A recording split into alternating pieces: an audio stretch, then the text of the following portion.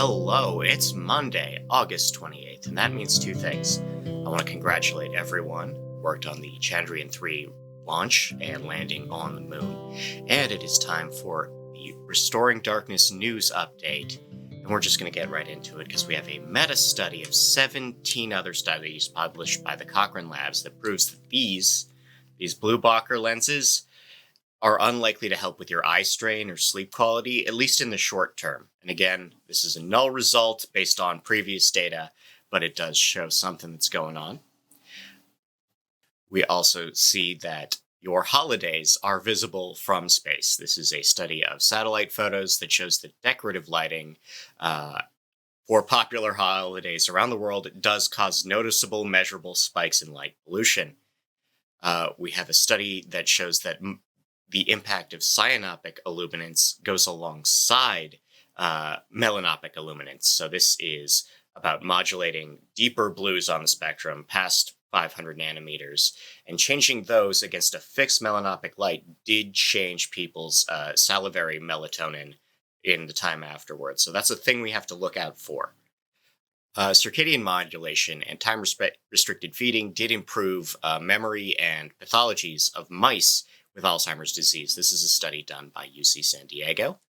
And North Carolina University has been using 20 years of collision data from the DC area to show that the gray catbird and the house wren are harmed by light pollution as they move from one area to another. And this episode is actually for the birds in general. We're going to talk about it a bit. So we have a new report from the Law and Ethics in Animals program at Yale Law School, as well as the American Bird Conservancy, that shows that cities are really the leaders in building bird-friendly building policy, including lighting changes that reduce impacts during migration season. And the reason for that is this is America, and any level of government can claim any level of jurisdiction over anything at any time, which means that usually it's citizen efforts led by Audubon societies and ornithology professors acting at a local level to change policy there, because it's easier to move those dials at a local level. And the other thing is that birds are inherently ungovernable. They're just intransigent. They're all like Michael Colligan, but with better tastes in hats.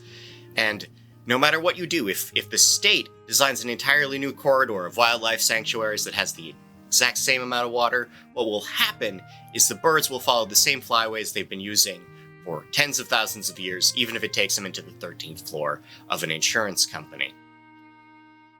But things are getting better, and I want to point out a few regional awareness campaigns. These are all non-binding, but the Louisiana Wildlife Federation is working to improve lighting conditions during fall migration. The city of Baltimore is working on this. College Station, Texas has issued a non-binding resolution. Doylestown, PA has done the same. In a binding resolution, Belfast, Ireland is changing their lighting policy around bridges to benefit starlings.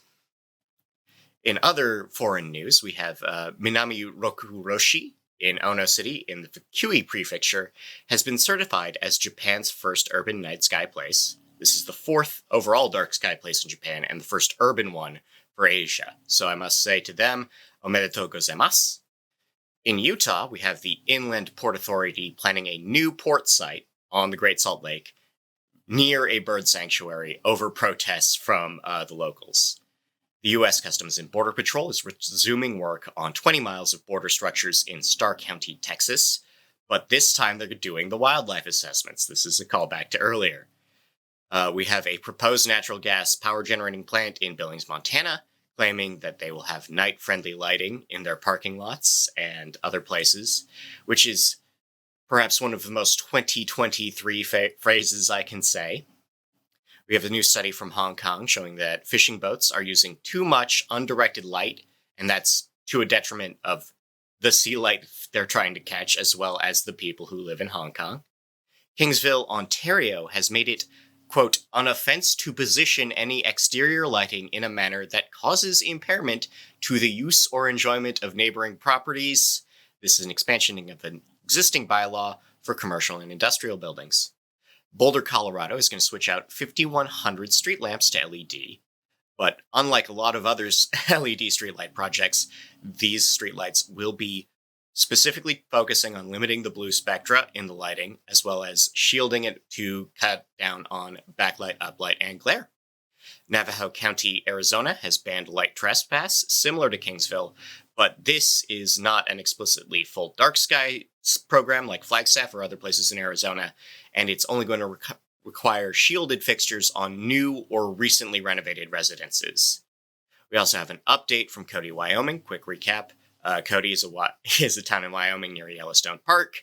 They have a very specific aesthetic they've cultivated, and the Latter-day Saints Church is trying to build a new temple there.